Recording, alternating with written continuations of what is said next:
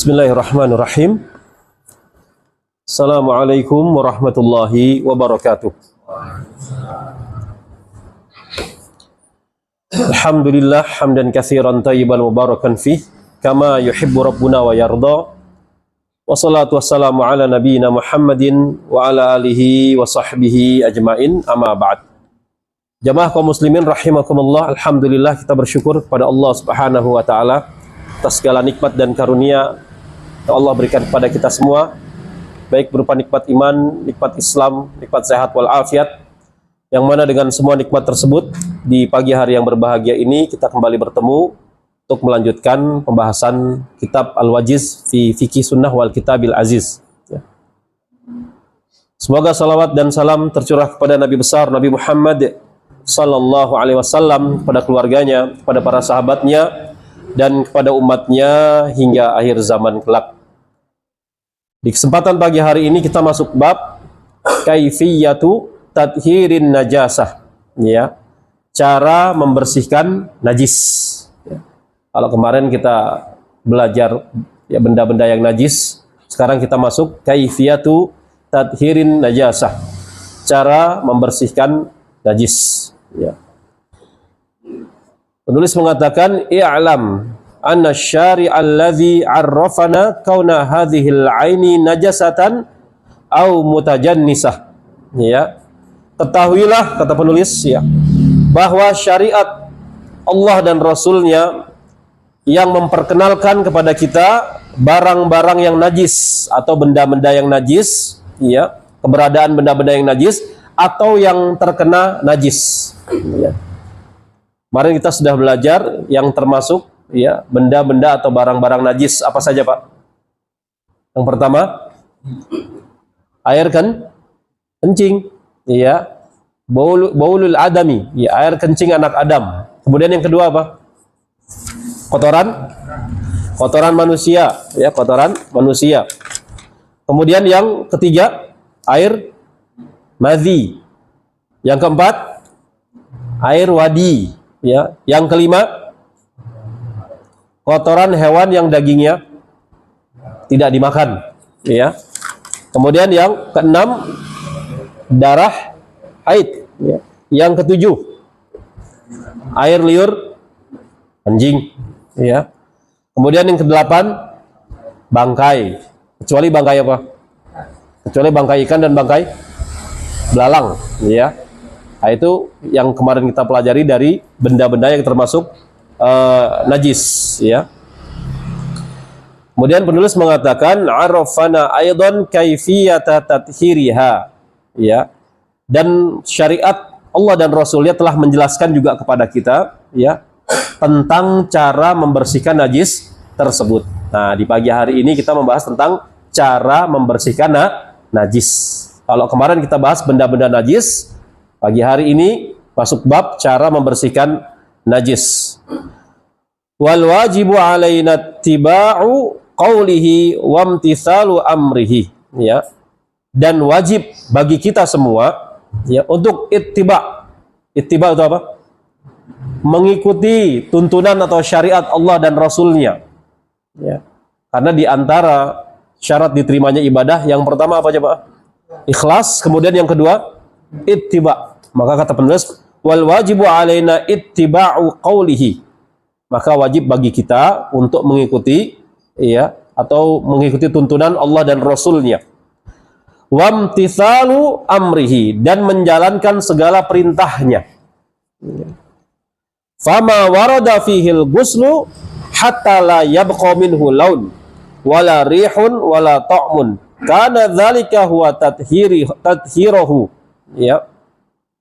Manakala ada dalil yang memerintahkan untuk mencuci sampai la yabqa minhu laun, sampai tidak tersisa warnanya. Kemudian wala rihun, tidak tersisa baunya. Wala ta'mun, dan tidak tersisa rasanya, ya. Kana dzalika huwa tadhhiruhu, ya. Maka itulah cara membersihkannya. Jadi kalau ada dalil menunjukkan, ya, cara membersihkan najis dengan mencuci sampai tidak ada apa? Warnanya hilang, ya. Kemudian baunya tidak ada, begitu juga rasanya hilang, maka seperti itulah cara mensucikan najis tersebut. Wa ma warada fihi sabbu aw ra'su awil hathu awil mashu 'alal ardi, ya. Dan manakala ada dalil, ya, yang memerintahkan untuk menuangkan atau dituangkan, ya, atau juga disiram najis tersebut, atau juga digosok dengan air, ya, atau al-mashu 'alal ardi, atau digosok ke tanah, ya, au mujarradul masyi fil ardi tahiratin kana dzalika huwa tathhiruhu, ya, atau dipakai berjalan di bumi, maksudnya di tanah, ya, maka itulah cara membersihkan najis tersebut, ya. Jadi cara membersihkan najis kata para ulama harus ditunjukkan dengan dalil. Wa i'lam annal ma'a huwal aslu fi tathirin najasah, ya, dan ketahuilah bahwasanya air adalah pembersih yang utama atau pembersih yang pertama, ya, di dalam membersihkan najis, ya. Liwasfi syari'a lahu biqaulihi, sebagaimana sabda Nabi SAW, khalaqallahul ma'a tahuran, ya, Allah Subhanahu wa taala telah menciptakan air, ya, sebagai pembersih atau sebagai pensuci, ya. Jadi pembersih yang utama dan paling utama adalah air, ya. Dalilnya tadi sabda Nabi, khalaqallahul ma'a tahuran, ya. Allah Subhanahu wa taala telah menciptakan air sebagai pembersih, ya. Maka penulis mengatakan fala yu'dalu ila ghairihi ila idza sabata dzalika 'ani syari', ya. Maka tidak boleh, ya, mengganti dengan selain air. Tidak boleh mengganti dengan selain air ila idza sabata dzalika 'ani syari', kecuali ada dalil dari syariat. Umpamanya nggak ada air, boleh diganti dengan tanah umpamanya. Yang penting ada dalil, ya. Wa ila fala, kalau tidak ada dalilnya maka jangan mengganti air dengan yang lainnya, ya. Li'annahu udulun 'anil ma'lumi kaunihi tahuran ila ma lam yu'lam kaunuhu tahuran, ya. Karena beralih kepada sesuatu yang dimaklumi sebagai pembersih, yaitu air. Air dimaklumi sebagai pembersih atau pensuci, kepada sesuatu yang tidak lazim untuk pembersih. Wa dzalika khurujun amma taqtadhihil masalikus syar'iyyah. Maka ini menyimpang dari ketentuan syariat. Nah, ini sedikit penjelasan tentang, ya, kaifiyah tathirin najasah, ya, cara membersihkan najis. Kemudian kata penulis di sini, ya, idza alimta hadza fa ilaika ma jaa bihi syar'u fi sifati tathhiril a'yanin najasati awil mutanajisah, ya. Jika kita sudah memahami uraian tersebut yang saya sebutkan tadi, fa ilaika ma jaa bihi syar'u, maka ikutilah penjelasan syariat fi sifati tathhiril a'yani najasa awil mutanajisah, ya, yaitu sifat atau cara membersihkan barang-barang yang najis atau yang terkena najis. Nah, yang pertama, kita masuk bagian pertama aja, Pak, ya. Tathiru jildil maitati bidibang, ya, membersihkan kulit bangkai, ya, bidibang, dengan menyamaknya, ya. Jadi kulit bangkai itu bisa menjadi suci, syaratnya disamak, ya. Dalilnya ani Ibnu Abbas radhiyallahu anhuma, dari Ibnu Abbas radhiyallahu anhuma. Ibnu Abbas nama aslinya adalah siapa, jemaah? Riwayat hadis ini Ibnu Abbas, nama aslinya Abdullah, nama aslinya Abdullah. Anaknya siapa? Ya, anaknya Abbas. Ya, namanya juga Abdullah bin Abbas, berarti bapaknya namanya Abbas. Abbas itu siapa? Bapak Abdullah. Siapanya Nabi? Abbas. Paman Nabi, ya, sallallahu alaihi wasallam. Kalau bapaknya Abdullah nanti bolak-balik pertanyaannya. Ya. Salah seorang paman Nabi Shallallahu Alaihi Wasallam. Paman Nabi itu terbagi tiga kata para ulama. Yang pertama, ya, paman Nabi yang memusuhi, yang tidak beriman dan memusuhi dakwah Nabi. Yang kedua, paman Nabi yang tidak beriman dan tidak memusuhi dakwah Nabi. Yang ketiga, paman Nabi yang beriman kepada Rasulullah Shallallahu Alaihi Wasallam. Yang pertama, paman Nabi yang tidak beriman kepada Nabi dan memusuhi Nabi SAW. Siapa? Abu Jahal apa Abu Lahab? Abu Lahab. Ya. Kemudian yang kedua, paman Nabi yang tidak beriman dan tidak memusuhi dakwah Nabi. Siapa? Abu Thalib. Yang ketiga, paman Nabi yang beriman kepada Nabi SAW. Siapa? Hamzah dengan siapa? Al-Abbas. Hamzah dengan Al-Abbas. Ya, Al-Abbas punya anak namanya Abdullah. Ya, Abdullah bin Abbas, lebih dikenal dengan sebutan Ibnu Abbas. Ibnu Abbas ini, ya, masya Allah, ulamanya sahabat, jemaah. Ulamanya para sahabat. Ya, berkat doa Nabi SAW ketika Ibnu Abbas masih kecil, Nabi peluk, kemudian Nabi doakan, Allahumma faqihu fid din wa 'allimhu ta'wil. Ya Allah, pahamilah anak ini tentang agama Islam dan ajarilah dia ilmu tafsir. Ya. Maka Ibnu Abbas dari semenjak belia sudah rajin ngaji kepada para sahabat senior. Ya. Ketika itu Ibnu Abbas mengajak teman sebayanya untuk ngaji. Ya. Apa kata teman sebayanya? Ngapain Ibnu Abbas engkau sibuk mengaji? Sedangkan di tengah-tengah kita masih ada sahabat senior seperti Abu Bakar, Umar. Ya. Akhirnya temannya tidak mau ngaji dengan Ibnu Abbas. Namun Ibnu Abbas apa? Tetap mengaji kepada para sahabat senior. Yang akhirnya Ibnu Abbas menjadi ulamanya para sahabat. Ya, ulamanya para sahabat. Bahkan Umar bin Khattab radhiyallahu anhu, ya, ketika bertanya tentang makna atau tafsir surat An-Nasr, "Idza jaa nasrullahi wal fath." Ya. Ketika seluruh sahabat senior memberikan pendapatnya mengenai tafsiran ayat tersebut, lantas Umar meminta pendapatnya Ibnu Abbas. Wahai Ibnu Abbas, menurutmu apa tafsiran ayat ini? Maka kata Ibnu Abbas apa? Sebentar lagi Rasulullah SAW akan wafat. Ya, akhirnya Umar menyetujui tafsir dari Ibnu Abbas. Ya. Dan Ibnu Abbas juga termasuk salah seorang orang-orang yang soleh dari kalangan sahabat. Ya, pernah menasihati Husain bin Ali radhiyallahu anhu untuk tidak pergi, ya, ke Kufah atau ke Baghdad, ya, karena diiming-imingi jabatan gubernur di sana. Ya. Kata Husain, jangan kau pergi. Kata Ibnu Abbas, jangan kau pergi wahai Husain. Aku khawatir mereka semua membuat makar. Nah, ini feelingnya orang soleh, ya, Mak. Feelingnya orang soleh itu biasanya mendekati kebenaran. Ya. Namun apa yang terjadi? Husain tetap pergi. Kemudian setelah pergi, apa yang terjadi dengan Husain? Husain dibunuh. Ya, dibunuh di mana? Di Karbala. Di Karbala. Ya, dibunuh dengan cara yang sadis.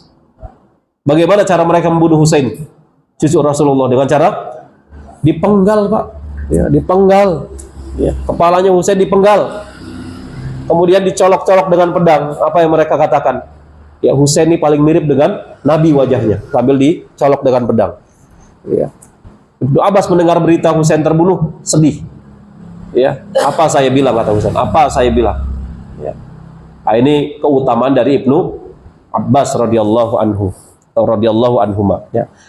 An Ibnu Abbasin radhiyallahu anhuma, qal, dari Ibnu Abbas radhiyallahu anhuma, ia mengatakan, sami'tu Rasulullah sallallahu alaihi wasallam yaqul, ya, aku mendengar Rasulullah sallallahu alaihi wasallam berkata, ayyuma ihabin dzubigha faqad tahura.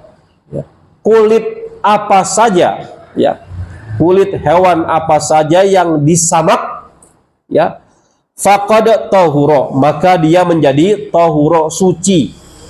Ya, kulit hewan apa saja yang disamak, maka ia menjadi suci. Ini dalil menunjukkan bahwasanya, ya, menyamak kulit binatang, maka kulit tersebut menjadi suci. Contohnya apa? Apa? Tas. Untuk tas disamak. Ya. Biasanya kalau tas pakai kulit apa? Hah? Oh, kulit buaya. Iya. Bangkainya iya. Nggak boleh, haram, najis. Ya. Namun kalau sudah disamak, maka najisnya sudah hilang. Iya.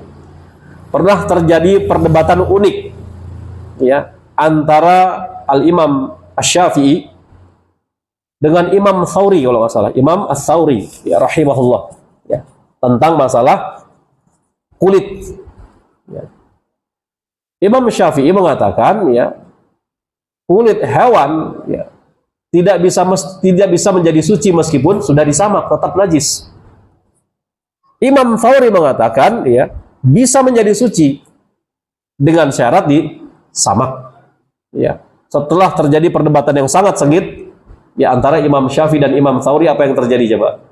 Di akhir debat, ya, Imam Syafi'i mengatakan, ya, saya mengikuti pendapatmu, mengikuti pendapat Imam Ats-Tsauri. Sebaliknya Imam Ats-Tsauri mengikuti pendapatnya Imam Asy-Syafi'i. Ya. Ini debat yang indah dari para ulama. Ya. Debatnya dengan akhlak yang mulia. Beda dengan debatnya orang sekarang. Ya. Debat apa? Debat kusir. Ya. Nggak ketemu ujung pangkalnya, sehingga kalau dikasih salam, Assalamualaikum, langsung nggak mau apa? Nggak mau jawab salam. Yang satu pakai kunut, yang lain nggak pakai kunut. Gara-gara kunut saja nggak mau jawab salam. Ada nggak? Ada, Pak. Ada. Ada yang nggak mau sholat di masjid itu. Kenapa ente nggak sholat di masjid itu? Nggak pakai kunut. Ya. Satu lagi tanya, kenapa ente nggak mau sholat di masjid itu? Ya, pakai kunut. Padahal kunut ini masalah apa? Khilafiyah. Masalah khilafiyah. Nah, jadi hal-hal yang khilaf ini masih ada celah untuk, ya, diperdebatkan. Ya. Diperdebatkan sebagaimana yang kita baca di pagi hari ini. Kata Nabi SAW, ayyuma ihabin dzubika faqad tahura. Ya, kulit apa saja yang disamak maka dia menjadi suci. Ya, ya, saya taskan dari kulit buaya, kemudian kulit apa lagi? Kulit ular, ya, kulit macan. Ada nggak dari kulit macan? Ya, baju dari kulit macan ada. Oh, jaket, ya, jaket dari kulit macan, ya. Insya Allah. Konon katanya mahal tuh. Ya, mahal. Ya. Karena saking mahalnya jual kulit imitasi. Ya, ada sebagian ikhwan kita jual kulit asli, Pak, ada, Pak. Ya, ada murid saya jual kulit asli, ya. Dia jual dompet kulit asli, ya. Dari kulit buaya, dia asli kulitnya, bukan imitasi. Ya, bukan imitasi. Memang mahal. Ya, ikat pinggang biasanya, ya. Dari kulit apa tuh? Macam-macam, ya. Biasanya dari kulit ular, ya. Nah, ini suci kalau sudah disamak, ya, kalau sudah disamak. Jadi cara membersihkannya, ya, yaitu dengan cara kulit tersebut disamak, kata Nabi SAW. Ya. Kemudian jamaah kaum muslimin rahimakumullah, yang kedua, tathhirul ina'i idza walagha fihil qalbu. Ya. Membersihkan ina'i bejana, ya, idza walagha fihil kalbu, yang dijilat oleh anjing. Ya. Bagaimana cara membersihkan bejana? Bejana itu bisa piring, bisa gelas, bisa ember, itu bejana. Apabila dijilat oleh anjing. Ya. Di pertemuan kemarin kita sama-sama mengetahui bahwasanya air liur anjing itu najis. Ya. Air liur anjing itu najis. Kalau bulunya gimana? Hah? Bulunya kalau kering najis tidak? Enggak. Ya. Kalau basah baru najis. Ya. Nah, bagaimana cara membersihkan bejana, ya, yang dijilat oleh anjing? Ya. Maka dalilnya an Abi Hurairah radhiyallahu anhu, dari Abu Hurairah radhiyallahu anhu. Ya, ini kita cerita dulu sekilas tentang periwayat hadis ini Abu Hurairah. Ya. Abu Hurairah, ya, berasal dari negeri mana, jemaah? Dari negeri Yaman. Dari negeri Yaman. Ya. Di zamannya yang masuk Islam dari Yaman, dari kotanya Abu Hurairah hanya 2 orang. Ya. Hanya 2 orang. Ya. Diberikan nama kunyah Hurairah Ya. Karena ketika Abu Hurairah di Yaman mengembala kambing, ya, dan menunggunya sambil menyender di pohon, sering bermain dengan kucing, maka diberikan kunyah Abu Hurairah. Abu Hurairah termasuk salah seorang sahabat yang miskin ketika pergi ke Madinah, ya. Tinggalnya numpang, ya, numpang di Masjid Nabawi, tidur di Masjid Nabawi, mandi di Masjid Nabawi, ya, karena miskin, ya. Nah, orang-orang yang numpang tinggal di Masjid Nabawi, sahabat yang numpang tinggal di Masjid Nabawi, namanya ahlu suffah.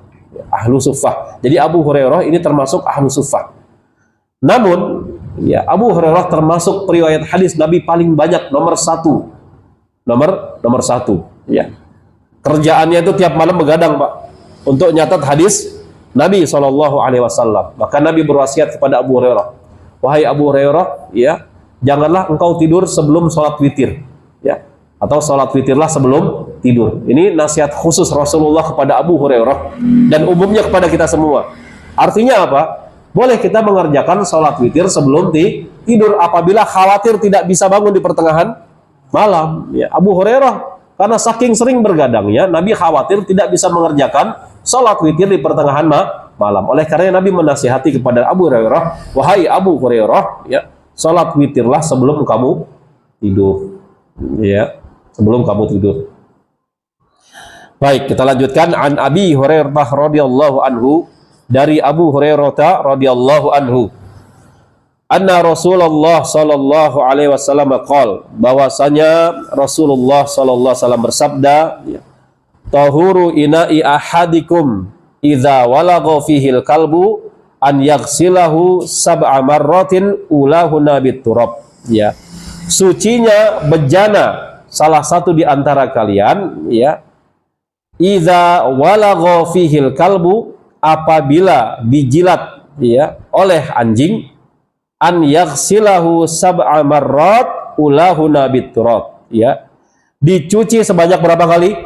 Sab'a marrat. Sab'a berapa? 7. Dicuci 7 kali, ya, ulahuna biturab. Yang pertama dicampur dengan turab. Turab itu apa? Debu atau tanah. Caranya gimana?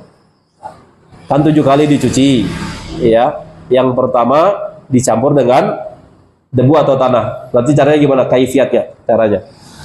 Ya, para ulama menjelaskan cucian pertama, ya, tanah atau debu dimasukkan ke dalam air. Ya, diaduk, kemudian dituangi, ya, ke benda yang terkena najis, ke piring, ya, atau ke gelas, atau ke ember, ya. Cucian berikutnya, 6 cucian berikutnya dibilas dengan air. Itu cara membersihkan bejana yang terkena atau yang dijilat oleh anjing. Ya. Kalau kaki atau badan kita dijilat anjing, bagaimana cara membersihkannya? Sama, ya. Cucian yang pertama dicampur dengan tanah atau debu. Ya. Boleh nggak seorang muslim memelihara anjing, Pak? Boleh nggak? Boleh, ya, dengan catatan untuk apa? Yang pertama untuk berburu, ya, boleh. Ya. Untuk berburu boleh. Ya. Kemudian untuk apa lagi? Ya, untuk menjaga rumah. Ya. Tapi kalau menjaga rumah, jemaah, ya, konsekuensinya apa kalau ada anjing di rumah? Tak ada maling. Konsekuensinya malaikat rahmat tidak bisa masuk, ya, ke dalam rumah yang ada anjingnya. Ya. Pernah suatu hari Rasulullah SAW, ya, mendapati anak anjing di kolong ranjangnya. Anak anjing di kolong ranjangnya. Ya. Kalau nggak salah itu anjing, dalam suatu riwayat anjing miliknya Husain. Jadi Husain itu punya anak anjing kecil, ya, masuk ke rumah Nabi di kolong ranjang Nabi, sehingga menyebabkan malaikat rahmat nggak bisa masuk, ya, nggak bisa masuk. Kata Nabi SAW, tumben di malaikat rahmat kok nggak masuk. Begitu dicek, ternyata di kolong ranjang Nabi ada anak anjing. Ya. Bukannya takut, ya. Bukan takut sama anjing, enggak. Kata Nabi SAW, ya, ada beberapa hal yang malaikat rahmat tidak bisa masuk ke dalam rumah. Yang pertama, ada anjing. Ya, nggak bisa masuk ke dalam rumah yang ada anjingnya. Yang kedua ada gambar makhluk bernyawa. Ya. Gambar makhluk bernyawa, malaikat rahmat yang nggak mau masuk. Ya. Gambar makhluk bernyawa itu seperti apa coba? Ya, foto keluarga, ya. Kemudian foto wisuda, foto jalan-jalan, ya, dipajang di rumah. Ya. Itu menghalangi malaikat rahmat untuk masuk ke rumah kita. Ya. Kemudian yang ketiga apa kata Nabi? Patung makhluk bernyawa. Patung apa misalnya? Ya, patung kuda. Ya. Patung pancoran ya. Patung kuda, kalau ada patung kuda kan patung makhluk bernyawa nggak bisa masuk malaikat rahmat. Ya. Maka dari itu kalau rumah kita ingin dimasuki oleh malaikat rahmat, cegah dari 3 hal tersebut. Anjing, ya. Ya, kemudian patung makhluk bernyawa. Yang ketiga gambar makhluk bernyawa. Anjing alhamdulillah Ustaz aman, nggak ada anjing, adanya kucing. Ya. Yang kedua patung aman Ustaz, alhamdulillah nggak ada patung makhluk bernyawa. Ya. Kan kalau di rumah orang kaya biasanya begitu masuk ada patung apa? Macan, macan mau nerkam, insya Allah. Ya. Yang ketiga gambar makhluk bernyawa, yang ini nggak aman Ustaz itu. Ya. Ada sebagian rumah yang ya memajang gambar makhluk bernyawa, foto keluarga, ya, foto wisuda, foto jalan-jalan. Ya. Nah ini mencegah malaikat rahmat masuk ke dalam rumah. Ya. Jadi kalau rumah kita mau dimasukin malaikat rahmat, pastikan tidak ada 3 hal tersebut. Anjing, gambar makhluk bernyawa, patung makhluk bernyawa. Ya. Jadi kata Nabi, tahuru ina'i ahadikum idza walagha fihil kalbu an yaksilahu sab'a marrat ulahuna biturab. Ya. Sucinya bejana salah seorang di antara kalian apabila dijilat oleh anjing atau terkena air liur anjing adalah mencucinya dengan 7 kali cucian. Yang pertama dicampur dengan tanah atau debu. Ya, tanah atau debu. Ya. Nah, ini yang kedua, ya. Kemudian jamaah kaum muslimin rahimakumullah, ya. Yang ketiga, tathhirus thawbi idza asabahu damul haid. Ya. Cara membersihkan pakaian apabila terkena darah haid. Cara membersihkan pakaian apabila terkena darah haid. Karena darah haid itu termasuk najis. Maka di sini disebutkan ya beberapa dalil, di antaranya an Asma binti Abi Bakar radhiyallahu anhuma qalat, dari Asma, ya, Asma binti Abi Bakar. Ya. Asma ini siapa? Salah seorang sahabiah, anaknya siapa? Abu Bakar As-Siddiq, ya, radhiyallahu anha. Asma ini sangat berperan ketika proses hijrah Rasulullah SAW dari Mekah menuju Madinah. Ya, Asma lah yang membawakan makanan untuk bapaknya dan juga Rasulullah SAW.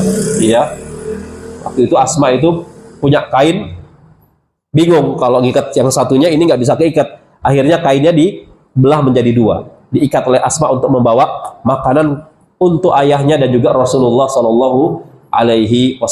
Jadi Asma binti Abu Bakar ini salah seorang sahabiah yang sangat berperan, ya, dalam membantu proses hijrahnya Nabi SAW dengan bapaknya Abu Bakar Siddiq dari Mekah menuju Madinah. Ya, Asma binti Abi Bakar radhiyallahu anha atau radhiyallahu anhuma. Ya.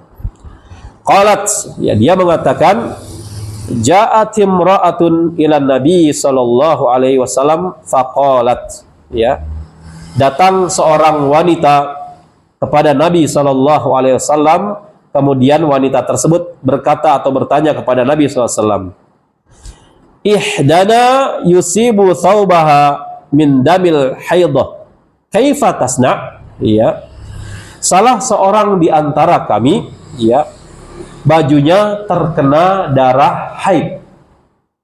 Bajunya terkena darah haid karena dulu belum ada pembalut, ya, belum ada pembalut. Ya. Jadi kalau haid tuh ya belakangnya tuh darah, bajunya semuanya.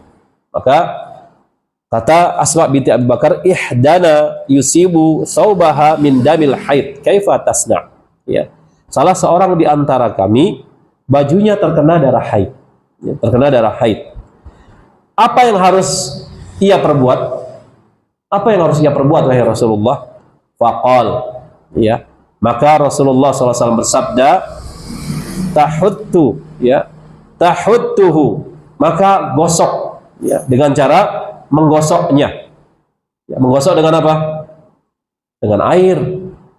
Yang pertama digosok dulu dengan air, darah haid yang menempel di baju tersebut. Ya, itu langkah pertama. Summa taqrusuhu bil ma'. Kemudian mengeriknya dengan air, dikerik, Pak, dengan air, ya, bekas darah haid tersebut. Summa tandahuhu, kemudian dibilas, ya, membilasnya dengan air. Summa tusalli fihi, kemudian sholatlah dengan pakaian tersebut. Ya, sholatlah dengan pakaian tersebut. Ya, kalau ada bekasnya, masih ada bekasnya gimana, Pak? Boleh nggak kira-kira? Boleh, nggak apa-apa. Ya, udah berusaha, ya, digosok dengan air, belum hilang, dia coba kerik dengan air, nggak hilang juga, bekasnya masih ada, dibilas masih ada juga, ya, maka boleh sholat dengan pakaian tersebut, ya, tidak membahayakan sholatnya.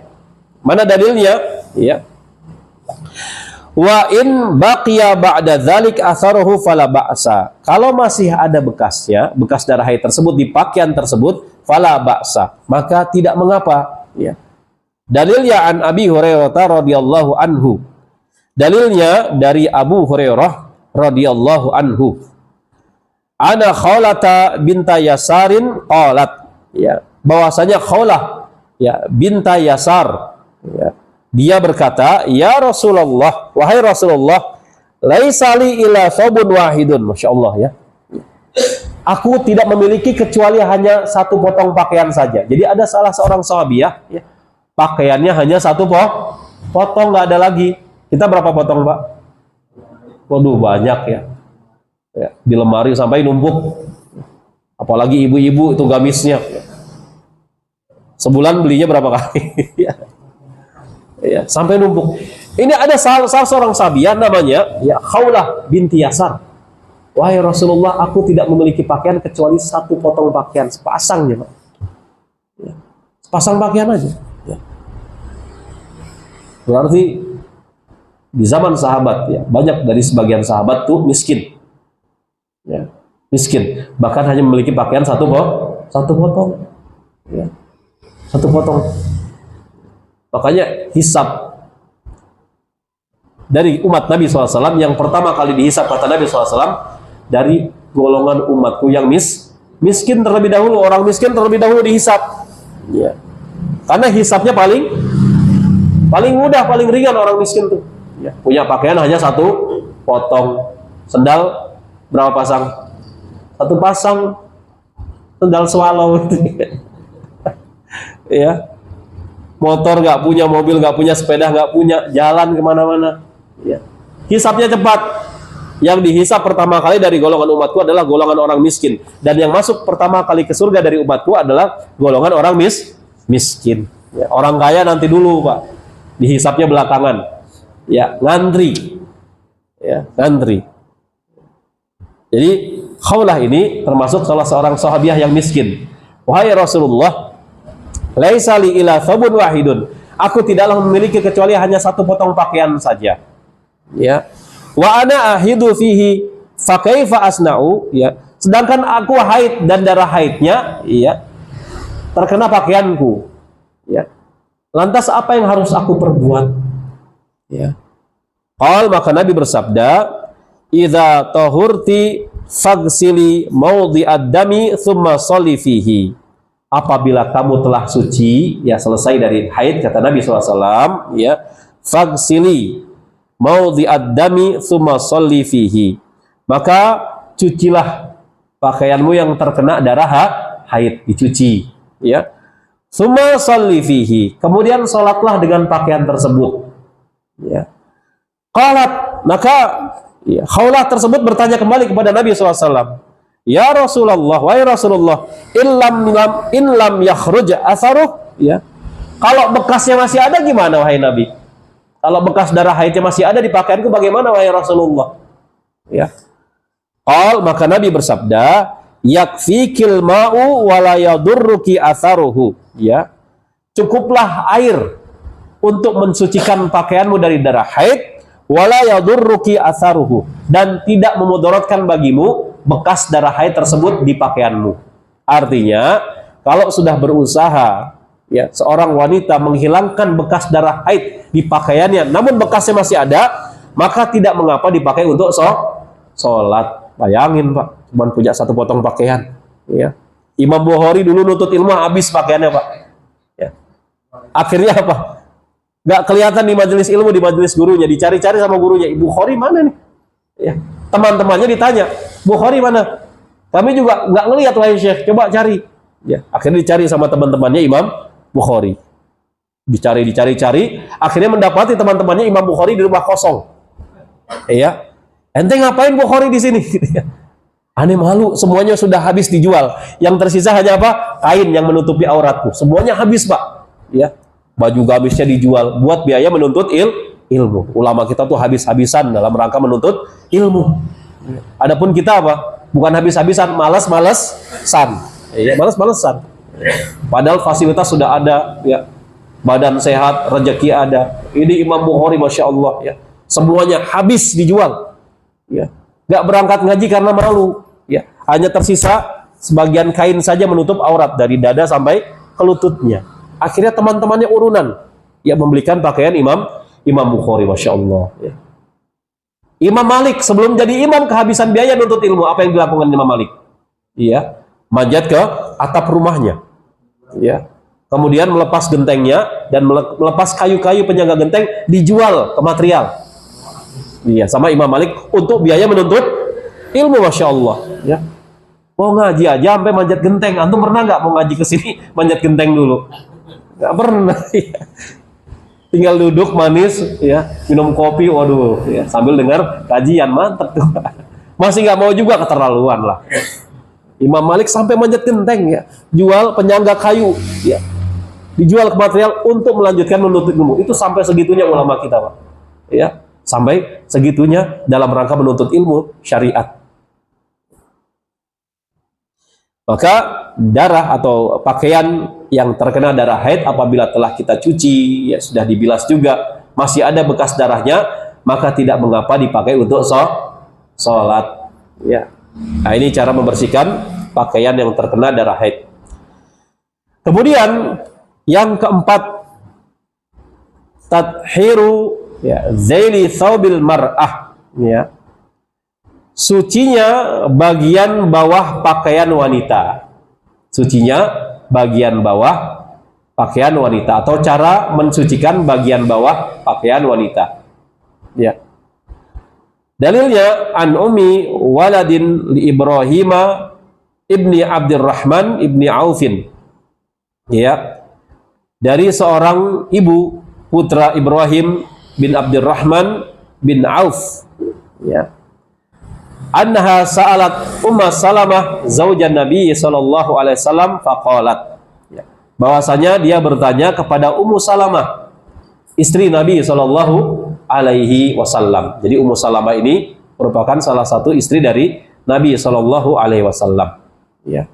Faqalat, maka dia mengatakan, inni imra'atun ya udhilu zaili. Ya. Sesungguhnya aku adalah seorang wanita yang biasa memanjangkan pakaianku. Jadi gamisnya menjulur sampai ke tanah. Ya, kalau bahasa kita apa? Nyengser. Iya. Jadi pakaian wanita itu nyengser ke tanah, menjulur ke tanah. Kalau pakaian laki-laki, ya di atas mata kaki. Ya, jangan kebalik. Ya. Gamis wanita roknya apa? Di atas mata kaki. Malah yang lebih parah di atas apa? Di atas dengkul. Di atas dengkul. Ya. Celana laki-laki nyengser ke tanah. Ya. Nah, ini kebalik cuma. Dalam Islam itu pakaian wanita itu menjulur ke tanah, nyengser ke tanah. Adapun celana atau gamis laki-laki, sarung laki-laki, ya di atas mata kaki atau pas mata kaki, pas semata kaki. Ini imra'atun utilu zaili. Aku adalah seorang wanita yang biasa memanjangkan pakaianku sampai menjulur ke tanah. Ya. Wa amshi fil makanil qadari. Kadang-kadang ya aku berjalan di tempat yang kotor. Ya. Jadi bagian bawah gamisnya terkena kotoran dari tanah tersebut. Faqalat Ummu Salamah, qala Nabi sallallahu alaihi wasallam, maka Ummu Salamah berkata bahwasanya suamiku yaitu Nabi sallallahu alaihi wasallam bersabda, ya, yutahhiruhu ma ba'dahu. Tanah itu telah menjadi pembersih. Tanah itu telah menjadi pembersih, ya. Jadi kalau pakaian seorang wanita yang menjulur ke tanah terkena najis, ya, maka tanah yang menjadi pensucinya atau pembersihnya. Ya, jadi nggak usah dicuci, jalan aja santai. Iya. Ya kalau udah kena tanah lagi, maka pakaian tersebut sudah menjadi suci kembali. Ya. Kalau orang-orang Syiah tuh wanitanya, Pak, ya, itu kebalik. Ya. Gamisnya itu di atas mata kaki.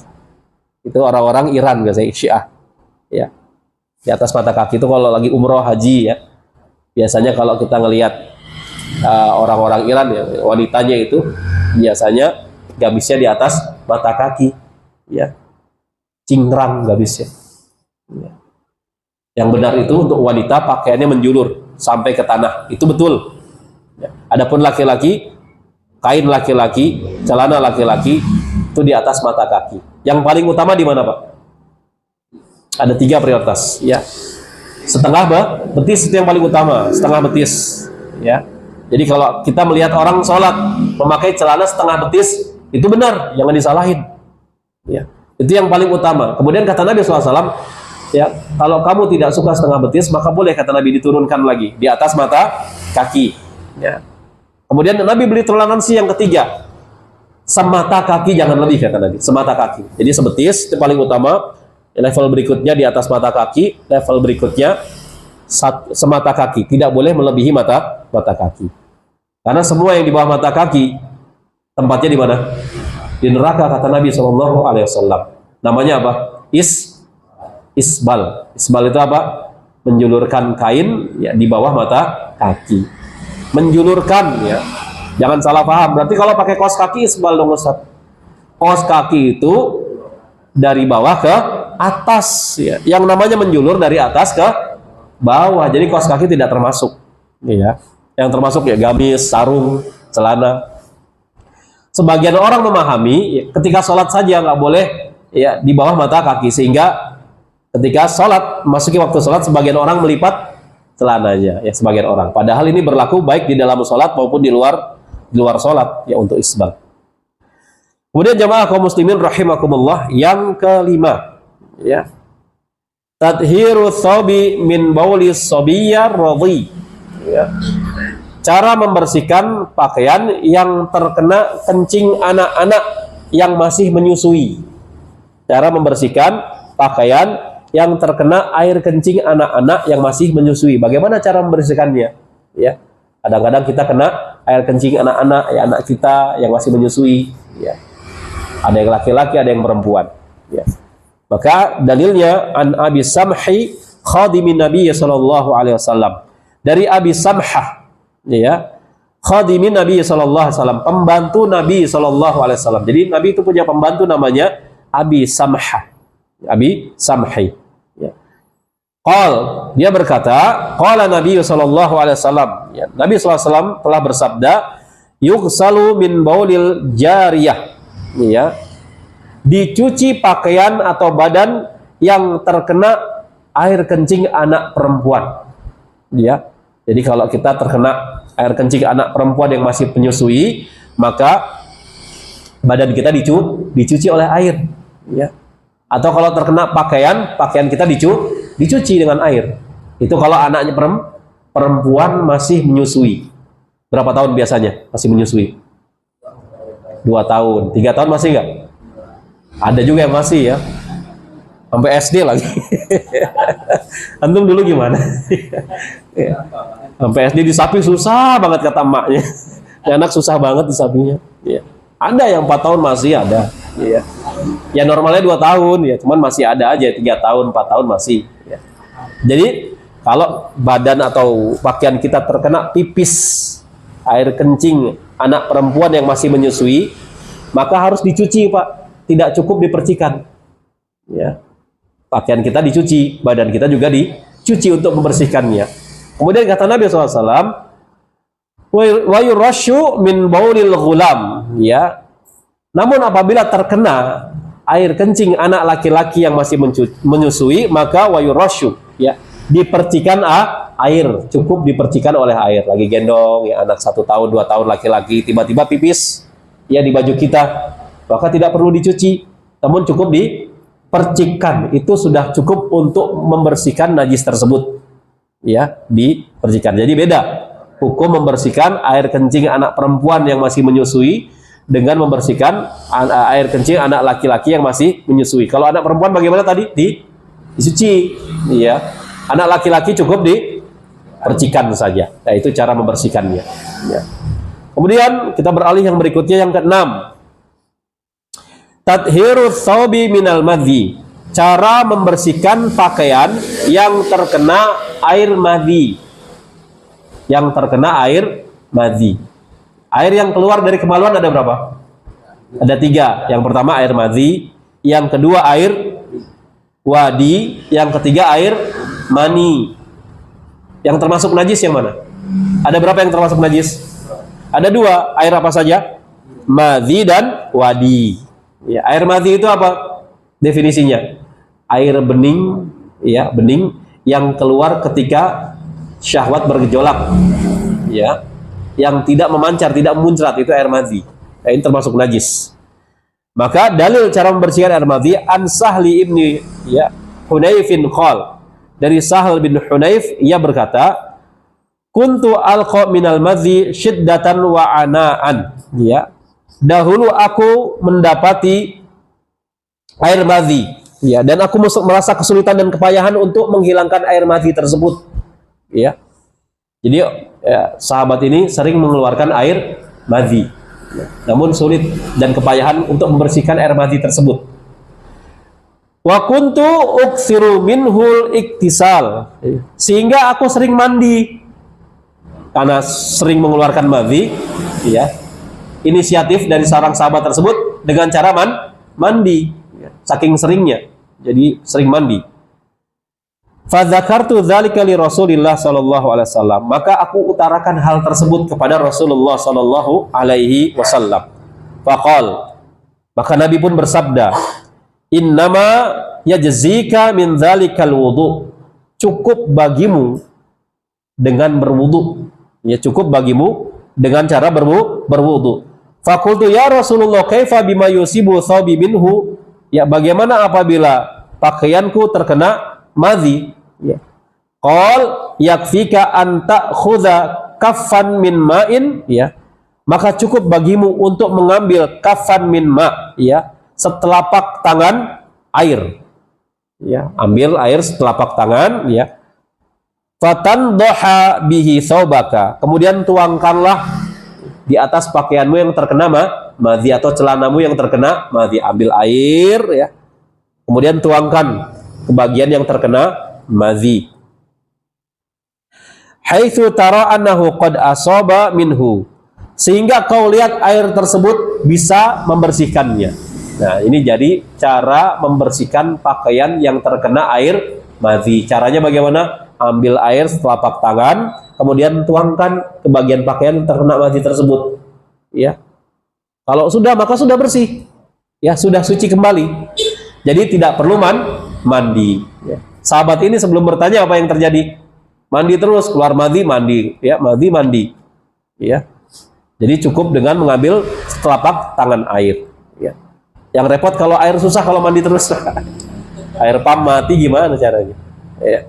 Jadi cukup cara membersihkannya, ambil setelapak tangan air, kemudian tuangkan ke bagian pakaian yang terkena air madhi. Itu sudah cukup untuk membersihkan najis dari madhi tersebut. Jamaah kaum muslimin rahimakumullah, kita masuk yang ketujuh, tadhiru asfali an-na'li, ya. Cara membersihkan bagian bawah sandal.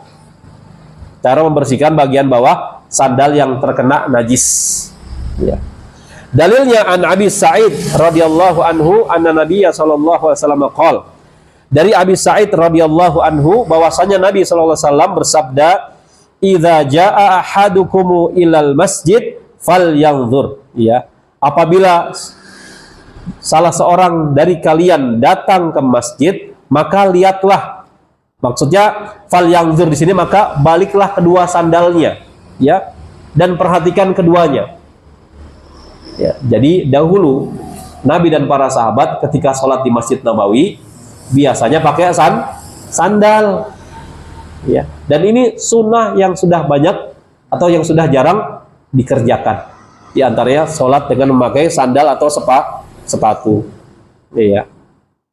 Ya, namun harus izin DKM juga gitu ya. Karpet dari dicuci, ya, habis dari sawah dipakai lagi ya. Maka kata Nabi SAW, "Idza jaa ahadukum ilal masjidi falyanzur." Apabila salah seorang kalian datang ke dalam masjid, masuk ke masjid, falyanzur, maka baliklah kedua sendalnya, perhatikan di bawah kedua sendalnya. Fa in ra'a fi na'laihi qadharon au adzan, apabila dia melihat di balik sendalnya itu, di bawah sendalnya ada kotoran, qadharon au adza, atau suatu hal yang menyakitkan, ya. Bisa paku, bisa kotoran manusia, ya, kotoran kucing dan sebagainya. Falyamsahu wa yusalli fihima. Maka cara membersihkannya kata Nabi SAW, falyamsahu, maka gosokkanlah ke tanah. Ya. Jadi umpamanya antum ya mau sholat pakai sendal, ya. Sebelum masuk ke masjid ini lihat dulu bawahnya. Ya. Kalau ada najisnya, kotoran hewan umpamanya, ya, maka cara mensucikannya, membersihkannya digosok ke tanah. Ya. Baru sholat dengan menggunakan sendal atau sepatu tersebut. Iya. Wal yusalli fihima. Maka sholatlah dengan menggunakan sendal tersebut. Ya. Itulah cara membersihkan, ya, bagian bawah sendal atau sepatu yang terkena najis. Boleh tidak Ustaz pakai sholat dengan sendal tersebut? Boleh, setelah membersihkannya dengan digosokkan ke tanah. Ya, ke tanah. Namun hal ini di zaman sekarang ya sudah mungkin jarang ya dikerjakan, apalagi di masyarakat kita, di masjid-masjid kita ya. Karena sudah memakai apa? Karpet ya. Ada nggak masjid yang masih pakai tanah di sini? Tanah liat gitu, nggak ada ya. Atau mungkin masih ada mungkin ya di pedalaman-pedalaman mungkin ya. Mungkin di kampung. Ya. Nah, itu bisa dipraktekkan tuh.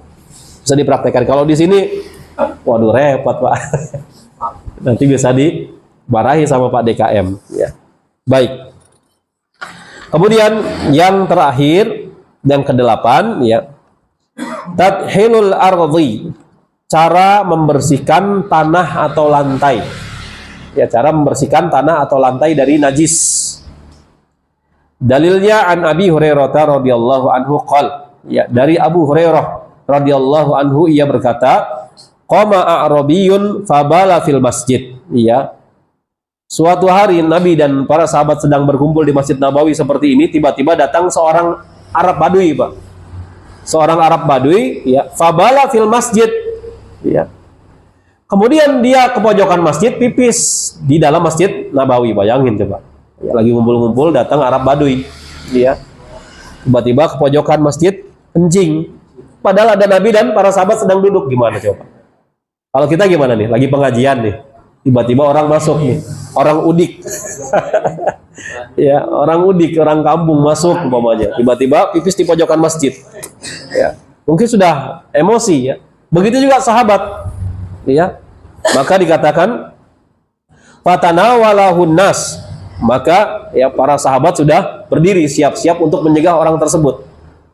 Faqala lahumun Nabi sallallahu alaihi wasallam, maka Nabi bersabda kepada para sahabat, ya, da'u, biarkan dia selesaikan hajatnya, ya. Da'u wa hariqu 'alal baulihi sajlan, ya. Kemudian bawalah ala baulihi sajlan. Bawalah setimba air, kemudian siramlah, ya, bekas air kencing tersebut, ya, min ma'in au dhanuban min ma'in, atau seember air atau satu ember air. Fa innama, ya, bu'ithtum muyassirin walam tu'absu mu'assirin, ya. Sesungguhnya kalian ini diutus, kata Nabi SAW, untuk memudahkan, bukan diutus untuk menyulitkan orang, ya. Maka Nabi bersabda, yassiru wala tu'assiru, mudahkanlah, jangan kau persulit. Basyiru wala tunafiru, berikanlah orang lain kabar gembira, jangan buat orang lain lari, ya. Nah, ini rumus, Pak. Mudahkan, jangan dipersulit. Kalau di kita gimana? Mengurus apa-apa? Kalau bisa dipersulit, kenapa dipermudahkan gitu? Padahal dalam syariat, mudahkan, jangan kau persulit. Ya. Dalam riwayat yang lain, barang siapa yang memudahkan urusan orang di dunia, maka Allah akan mudahkan urusannya di akhirat. Ya, insya Allah. Jadi ingat sabda Nabi, jamaah. Ya, mudahkan, jangan dipersulit. Berikan kabar gembira buat orang lain, jangan buat orang lain lari. Ya. Jadi ketika ada seorang kencing, ya, pipis, ya, anak kecil umpamanya, ya, masuk masjid, sholat, ya, nggak pakai pampers, ya, tiba-tiba pipis, berarti cara membersihkannya bagaimana? Disiram air, ya, boleh seember atau setimba air. Ya. Kalau didiemin aja, bisa suci nggak, Pak? Bisa, ya, bisa. Ya. Nah, di sini dikatakan wa innama amara Nabi sallallahu alaihi wasallam bidzalika istijalan li taharatil ardi. Ya. Sesungguhnya Nabi SAW memerintahkan demikian, menyiram dengan seember air, ya, sebagai tindakan cepat, ya, sebagai tindakan cepat untuk membersihkan tanah tersebut atau untuk mensucikan tanah tersebut. Ya, tindakan cepat aja biar nggak bau pesing. Kan mau dipakai buat sholat gitu. Ya. Falau turikat hatta jaffat wa dhahaba atharul najasah tahurat li hadits Ibnu Umar radhiyallahu anhuma. Ya. Dan apabila dibiarkan sampai kering, kemudian bau pesingnya hilang, nggak disiram nih, ya, dibiarkan air pipis tersebut sampai kering, bau pesingnya hilang, ya, tahurat, maka dia juga menjadi suci, namun agak lama, ya. Jadi bisa juga kita diemin, ya, yang penting bau pesingnya hilang. Ya. Namun kalau di keramik seperti ini kan serap nggak? Enggak, harus disiram. Kalau tanah, ya iya, keserap dengan tanah tersebut, tanah liat tersebut. Ya, namun kalau keramik ya harus disiram, ya, dipel, ya. Kemudian, ya, hadisnya dari Ibnu Umar radhiyallahu anhuma, kanatil kilabu tabulu fil masjid wa tuqbilu wa tudbiru zamana Rasulillah sallallahu alaihi wasallam falam yakunu yurashuna syai'an. Ya. Dahulu, ya, anjing, ya, sering keluar masuk Masjid Nabawi. Jadi anjing-anjing itu, Pak, di zaman Nabi SAW suka keluar masuk Masjid Nabawi. Ya, dulu kan nggak ada pagarnya kayak sekarang, Pak. Ya, anjing itu bebas keluar masuk Masjid Nabawi. Ya, ya. Kemudian sering kencing di sana anjing itu. Suka kencing di dalam Masjid Nabawi. Ya. Falam yakunu yurashuna syai'an, dan sahabat tidak pernah menyiramnya sedikit pun dari air kencing anjing tersebut. Iya, karena lama-lama, ya, air kencing tersebut diserap oleh tanah, daun, dan bau pesingnya hilang. Boleh, kalau baunya hilang nggak jadi masalah. Ya. Namun kalau baunya masih ada, terus harus disiram. Ya. Disiram dengan air. Ya. Kalau di sajadah gimana, Pak? Hilang nggak kira-kira? Kayaknya masih, ya. Ya, itu harus dicuci, harus dicuci dengan air sampai baunya hilang. Ya. Jadi tindakan Nabi menyuruh sahabat ini itu tindakan cepat agar najisnya cepat hilang. Kalau didiamkan pun nggak jadi masalah. Yang penting bau pesingnya hilang, diserap oleh tanah. Ya, wallahu a'lam bishawab. Ya, inilah pagi ini yang bisa kita pelajari dari cara membersihkan najis. Wallahu a'lam bishawab. Demikian. Ada pertanyaan sampai sini, ya, Pak? Silakan, Pak.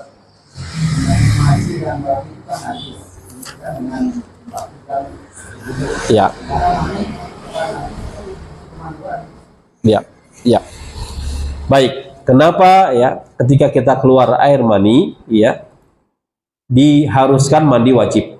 Karena ini perintah dari Nabi Shallallahu Alaihi Wasallam, ya, perintah dari Nabi Shallallahu Alaihi Wasallam. Ada hikmah di dalamnya, ada hikmah di dalamnya, ya.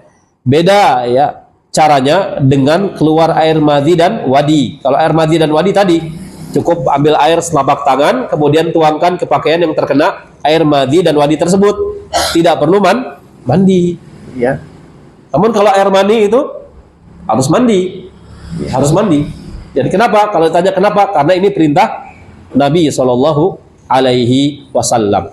Ya, perintah dari Nabi SAW. Kita sebagai umatnya sami'na wa ata'na. Ya, ada hikmah yang baik ketika kita keluar air mani, kemudian mandi janabah atau mandi wajib. Ya, wallahu a'lam bishawab. Iya. Ada lagi ya, Pak? Silakan. Ya, Pak. Tentang malaikat rahmat, Ustaz. Iya. Jika di rumah saya itu ada boneka kayak tempat kucing atau gimana itu masuk akal? Aisyah radhiyallahu anha pernah memiliki boneka kuda. Ya, kudanya ada tanduknya, ya, ada sayapnya. Ya. Kemudian ketika Nabi mengetahui Aisyah kan, ya, masih suka main-main dengan boneka itu. Ya. Nabi tidak mengingkarinya, hanya tertawa saja. Ya. Ini menunjukkan tidak mengapa, ya, memiliki boneka yang tidak ada di kehidupan nyata. Ya. Ada nggak kuda bertanduk terus ada sayapnya? Ada nggak? Nggak ada, ya. Nggak ada. Kecuali memang ada di kehidupan nyata, misalnya seperti patung apa? Barbie. Tahu Barbie nggak? Ah, Barbie yang rambutnya pirang tuh. Ada nggak di kehidupan nyata? Ada seperti Barbie, kayak manusia, memang bentuknya seperti manusia. Ya. Kalau kayak misalnya boneka-boneka yang nggak ada di kehidupan nyata, misalkan boneka apa? Doraemon gitu kan, kucing Doraemon. Adanya cuma di film doang. Ya, di kehidupan nyata nggak ada Doraemon. Dakocan gitu ya. Boneka Dakocan nggak ada, Pak. Ya.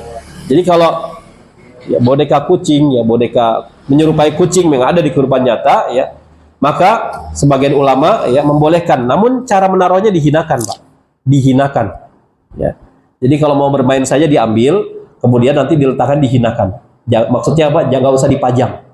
Tidak usah dipajang, dihinakan, langsung ditaruh di dalam lemari, ya. Dalam lemari seperti itu. Begitu juga kalau kita ingin tetap menyimpan foto keluarga, ya. Gak usah dipajang, ya. Namun taruh di dalam album.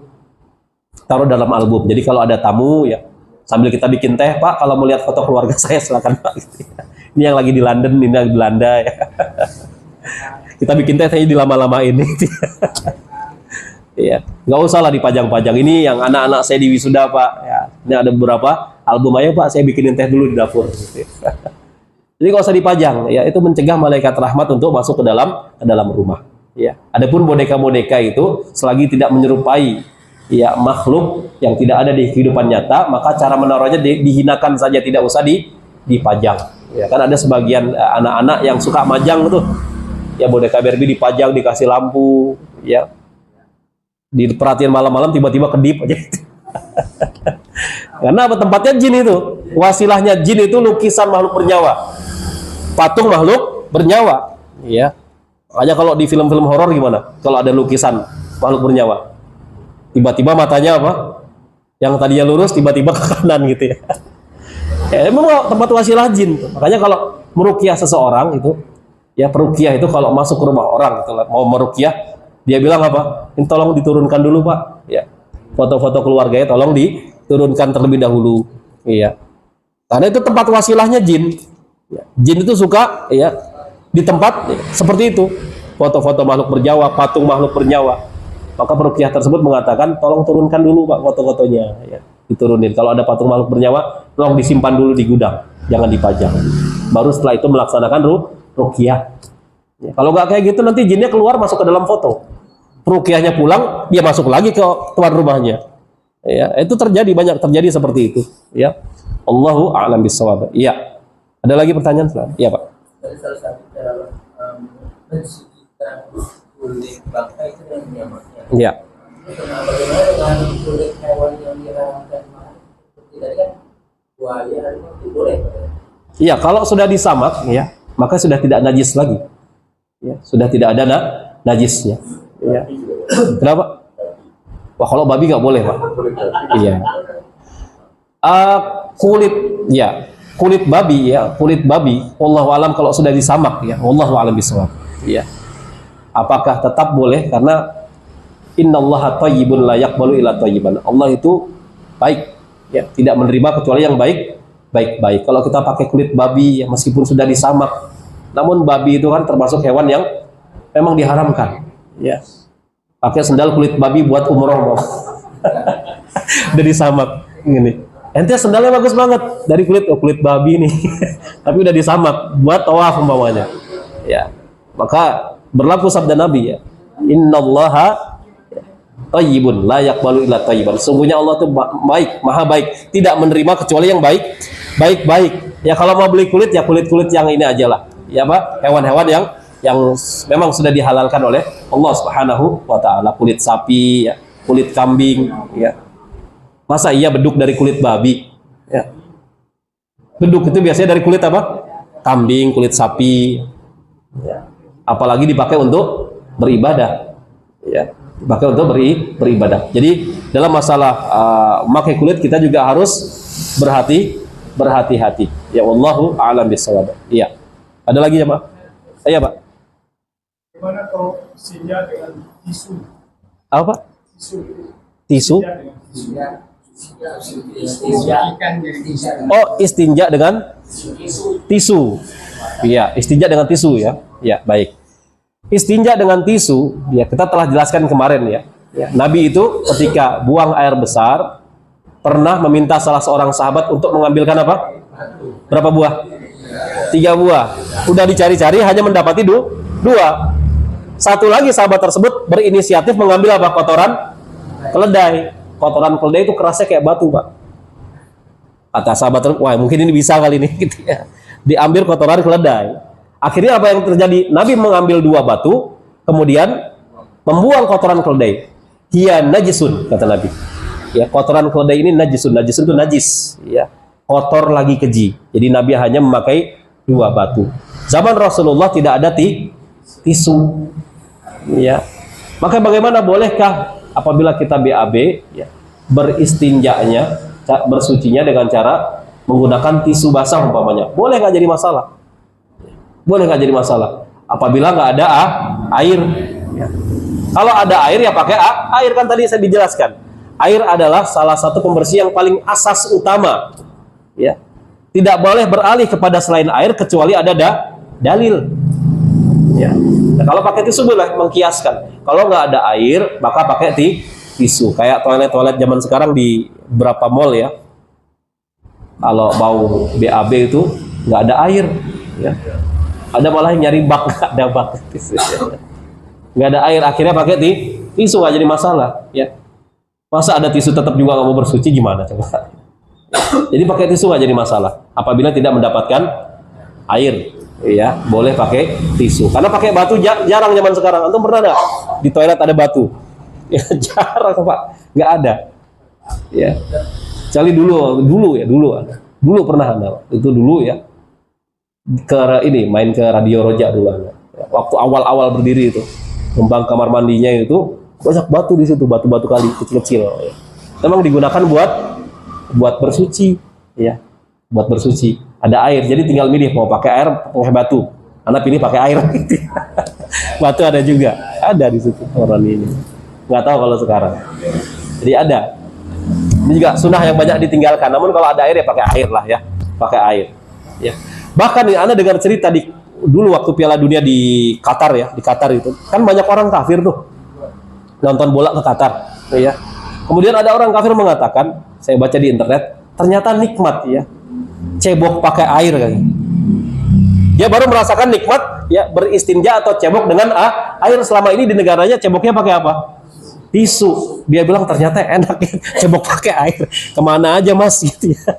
Kita bilang kemana aja mas selama ini. Jadi orang kafir itu ceboknya pakai tisu meskipun ada air. Ya. Kita ada air dan tisu, pilih mana? Ya air.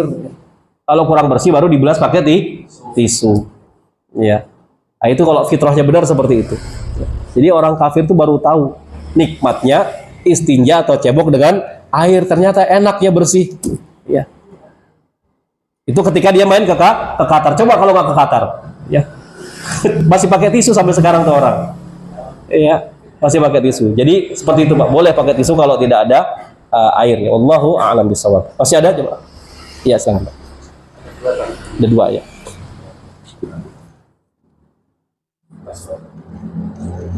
Assalamualaikum Ustaz. Waalaikumsalam warahmatullah. Ada pernah lihat di sosmed yang jualan sabun batangan terbuat dari bahan dasar tanah liat dengan maksud mencuci atau menghilangkan najis mughaladhah. Apakah sah Ustaz? Bahan dasar tanah liat. Ya nggak usah pakai sabun dari tanah liat, antum keluar aja pakai tanah atau debu. Ini sudah mensucikan ya. Kalau dengan sabun batangan berarti harus ada air ya, harus ada air ya. Karena bahan dasar tanah liat namun tercampur dengan bahan kimia ya. Khawatir bahan dasar tanah liatnya juga lama-lama hilang bahan dasar tersebut karena tercampur dengan proses kimia. Membuat sabun kan seperti itu ya. Jadi cukup dengan tanah liat saja untuk menghilangkan najis ya. Najis mughaladhah misalkan dijilat anjing ya. Dan tanahnya juga harus banyak, Pak. Kan 7 kali cucian ya. Air yang pertama dicampur dengan tanah sedikit saja, nggak perlu banyak. 6 kali bilasan dengan air ya, dengan air. Jadi cukup keluar rumah ya, ambil pasir, debu atau tanah, dicampur dengan air, kemudian bilasan yang pertama kita campur dengan air tanah tersebut dibilas dan itu insya Allah sudah bersih ya. Kemudian pertanyaan berikutnya ya, kapan Masjid Nabawi dari lantai tanah diganti lantai plesteran? Yang membangun masih zaman Rasulullah ya. Di zaman Nabi SAW itu masih tanah ya. Namun wallahu a'lam bishawab ya, kapan Masjid Nabawi itu sudah di keramik saya nggak tahu.